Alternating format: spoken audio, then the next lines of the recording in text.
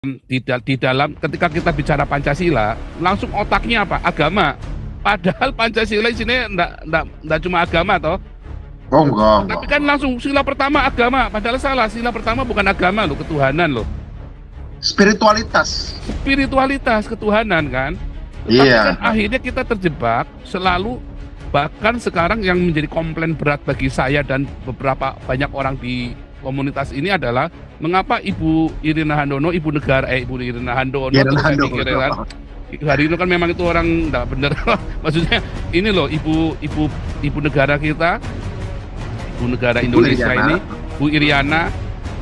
Sekarang kan akhirnya berpakai gamis itu. Nah ini kan menjadi keberatan bagi kita yang loh kan untuk menjadi saleh dan soleha tidak harus berpakaian ala Arab, Thomas. Satu bentuk keadilan juga. Harusnya sudah sampai ke sana. Tapi ada yang tetap ingin ngajak kita berribut soal jawaban ulangan di kelas 1. Ya. Jadi saya melihat bangsa ini sumber daya alamnya oke, demokrasinya oke, dan proseduralnya ya. SDM-nya disuruh mikirin debat kelas 1. Padahal kita sudah mengalami revolusi industri. Kita mengalami 3 ledakan hari ini. 1 ledakan pengetahuan gara-gara media sosial, ya YouTube, TikTok, Instagram, teknologi lah ya, teknologi informasi, ledakan pengetahuan. Jadi ledakan pengetahuan ini era dimana dulu itu jadi bodoh itu gratis, jadi pinter mahal. Itu dulu. Hari ini jadi pinter gratis sih. Kok masih ada orang memilih untuk tetap di kelas 1, itu kan repot. Saat verifikasinya nggak bisa dilakukan di dunia ini akan sangat time consuming ya, menyita waktu, menyita energi. Kalau saya malah jadi curiga, ini siapa yang bermain supaya Indonesia ini nggak naik kelas terus? Ya, kelas 1 terus. Revolusinya revolusi industri. Oh, revolusi industri. Itu tapi mau revolusi gimana, Mas? Lah wong setiap hari mikirnya selangkangan, Mas. Poligami. Ya, ini kampanyenya poligami kalah lah. Kapan mau revolusi? Ya, ini penting tantangan kita ngobrol makanya dengan teman-teman menghadapi orang yang bangsa yang sebagian masih berhalusinasi. Ini repot. Ya, kita butuh bangsa yang punya imajinasi, bukan halusinasi.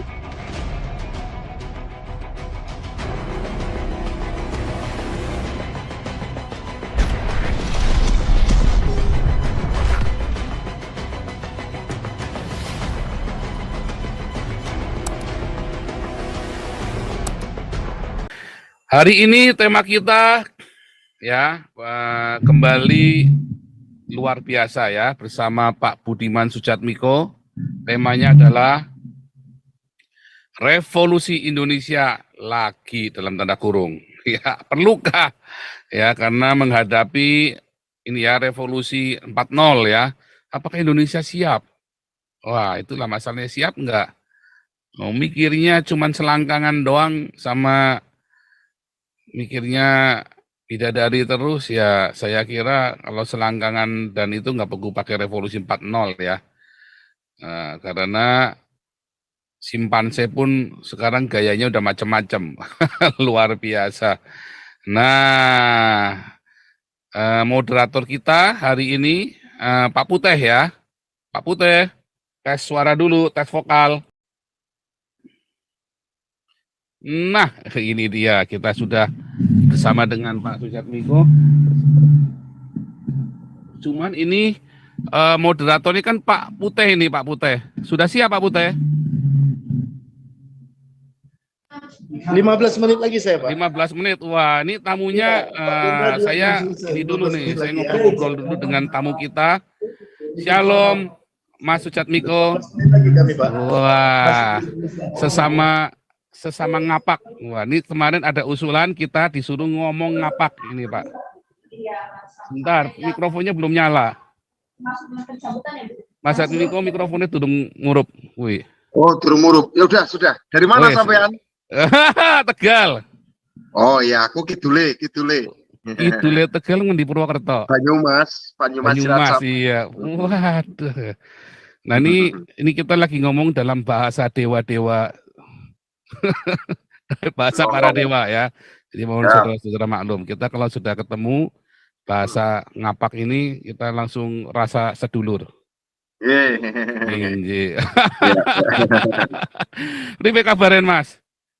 Apik, nembe Bali rapat. Bali rapat. Lagi sajane moderatornya ke Pak Putih. Pak Putih nih lagi. Sing di Pertuan Agong Mahesa Putih. Mana nih Pak Putih nih? Lah mungkin Mahesa Putih lagi mangan di restoran iki piye Jal? Oh, iya. lagi mbadok nang restoran. Lagi mbadok. Wah, mumet ndase iki. Lah temane berat temen ya. Temane antep tuh. Iya, monggo. Mumet ndase iki coba. Temane revolusi Indonesia revolusi medeni nemen ge. Revolusinya revolusi industri. Oh, revolusi industri. Ah, itu tapi mau revolusi gimana, Mas? Lah wong setiap hari mikirnya selangkangan, Mas. Poligami. Ya, Nah, ini kampanyenya poligami kalah lah. Kapan mau revolusi? Ya, ini penting tantangan kita. Kita ngobrol makanya dengan teman-teman menghadapi orang yang bangsa yang sebagian masih berhalusinasi. Ini repot. Ya, kita butuh bangsa yang punya imajinasi, bukan halusinasi. Agak-agak tipis bedanya. Tapi ya harus kita inilah. Mas, coba. Bedanya apa Mas? Sebentar Mas. Tadi itu bagus sekali.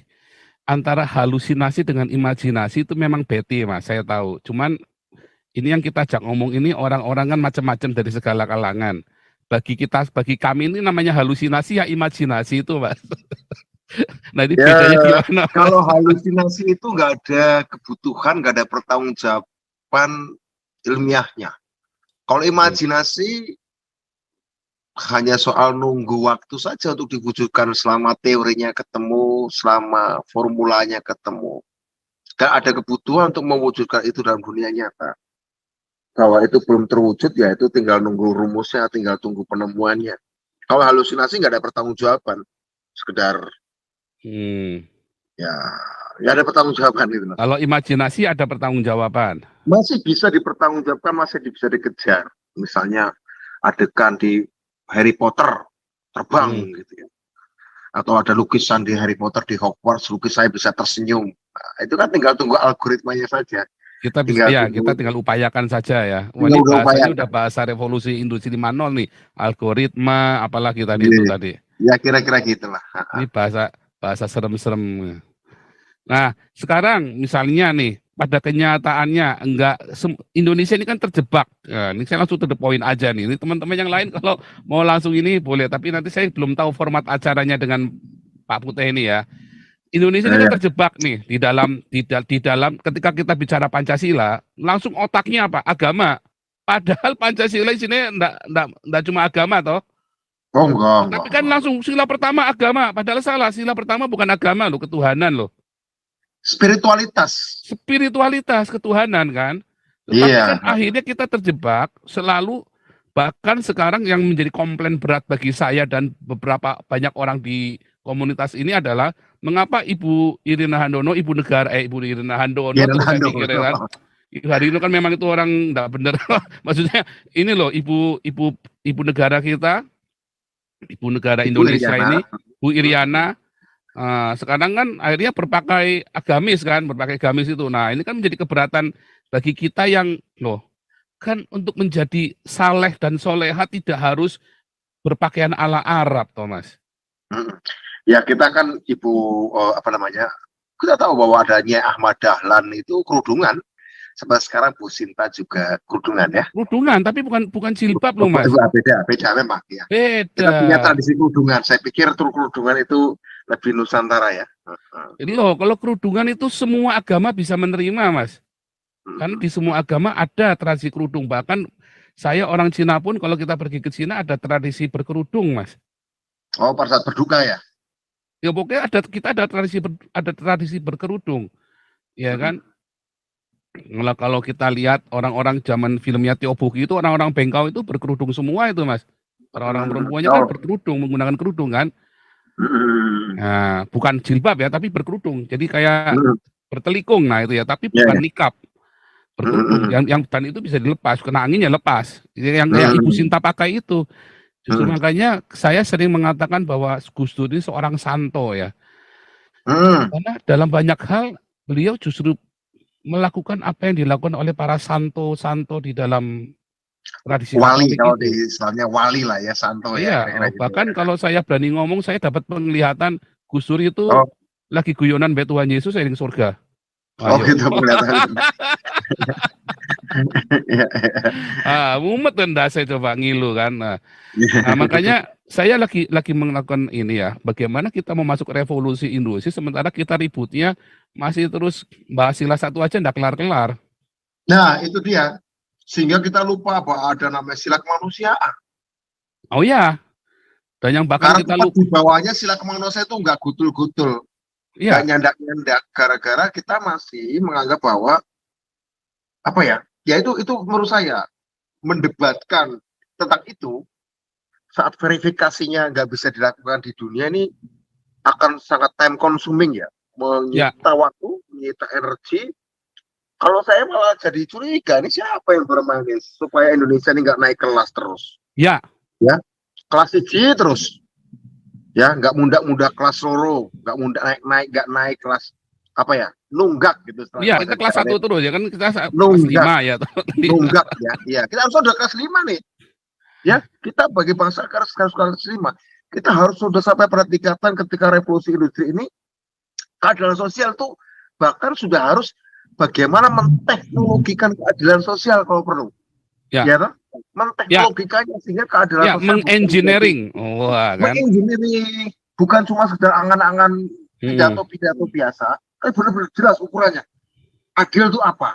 ya, Ya, hmm, soal jam kerja, soal upah, soal saham, soal perlakuan tidak diskriminatif, ya, equality bagian dari keadilan menurut saya, ya, kesetaraan begitu ya, satu hmm, bentuk keadilan juga. Harusnya sudah sampai ke sana. Tapi ada yang tetap ingin ngajak kita berribut soal jawaban ulangan di kelas 1. ya, Jadi saya melihat bangsa ini sumber daya alamnya oke, demokrasinya oke, dalam pengertian proseduralnya, ya. SDM-nya disuruh mikirin debat kelas 1. Padahal kita sudah mengalami revolusi industri. Kita mengalami 3 ledakan hari ini. Satu ledakan pengetahuan gara-gara media sosial, ya YouTube, TikTok, Instagram, teknologi lah ya, teknologi informasi, ledakan pengetahuan. Jadi ledakan pengetahuan ini era di mana dulu itu jadi bodoh itu gratis, jadi pinter mahal. Itu dulu. Hari ini jadi pinter gratis ya. Kok masih ada orang memilih untuk tetap di kelas 1, itu kan repot. Ya toh.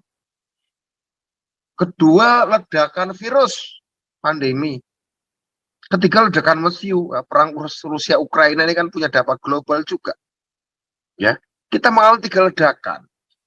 Saat peradaban dunia mengalami 3 ledakan, ledakan pengetahuan, ledakan virus, dan ledakan mesiu ini, biasanya dunia itu lagi dikocok ulang. Lagi dikocok terus akan muncul tatanan baru. Ini kan mengingatkan kejadian pada awal abad 20 ketika dunia juga mengalami 3 ledakan itu. Ledakan pengetahuan ketika revolusi industri kedua, itu lahirnya teknologi listrik menyebabkan wilayah-wilayah pelosok itu saat malam hari dapat terang, ya toh, secara elektrik ya, dapat terang. Sehingga kemudian orang-orang di desa, orang di pertambangan, di perkebunan mendapatkan terang. Ketika mendapatkan terang di malam hari, mereka punya waktu setelah istirahat kerja, punya waktu terang itu kesempatan untuk belajar, untuk baca. Karena ada terang listrik menyebabkan orang punya cahaya untuk membaca di wilayah-wilayah pelosok akibat revolusi industri kedua di awal abad 20. Di awal abad 20 juga ada pandemi, ledakan virus, namanya pandemi Spanish flu atau flu Spanyol. Ketiga juga ada ledakan mesiu, ada perang dunia 1. Ya. Nah, kejadian di awal abad 20, ledakan pengetahuan karena revolusi industri kedua, ledakan virus Spanish flu atau flu Spanyol, dan ledakan mesiu akibat perang dunia pertama. Itu kan mengocok ulang dunia waktu itu. Sehingga kekuasaan-kekuasaan kolonial yang saling berperan di Perang Dunia I saling terluka, sehingga kemudian mulai muncul juga kesadaran kebangsaan Indonesia muncul di awal abad 20. Itu ada 3 faktor itu. Nah sekarang ada faktor sama 3 juga, ledakan pengetahuan karena revolusi teknologi, ledakan virus, pandemi COVID-19, dan ledakan perang Rusia-Ukraina yang berdampak global ini. Nah dalam keadaan seperti itu, ketika dunia dikocok ulang, kudune setiap bangsa, setiap manusia tuh berpikir, oke, setelah ini apa? Karena biasa setelah ini nggak lama kemudian diikuti depresi besar. Nah, dalam keadaan kayak gitu, orang harusnya dipakai berpikir ya.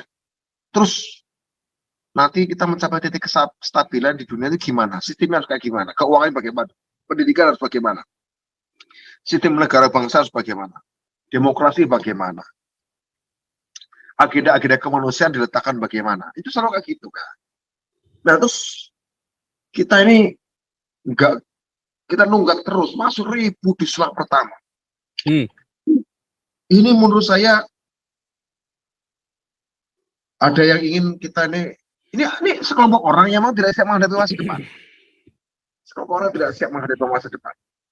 Mereka takut terdelegitimasi karena mereka pada akhirnya tidak menawarkan banyak hal untuk masa depan, nggak produktif. Itu loh. Ya. Kayak stop dingin Mas. Kayak lakonnya seteka kayak Mas, lakonnya Mas. Oke, wis.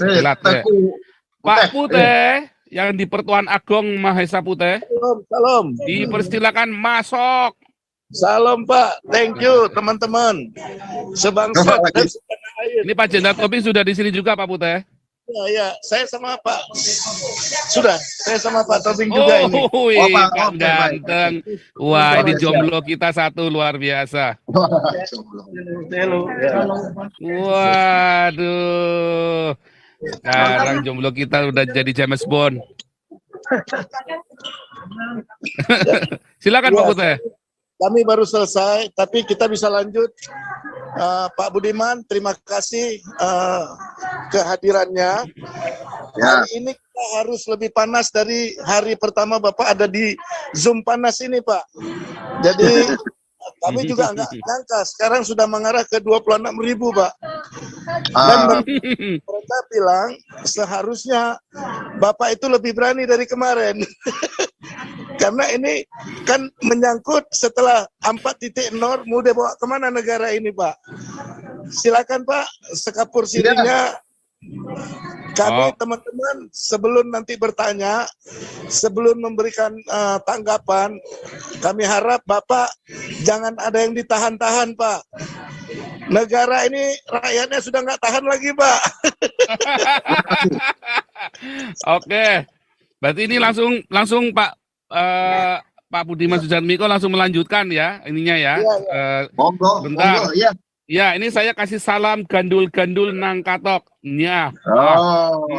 Saya juga lagi makan mangga nih. Lanjut.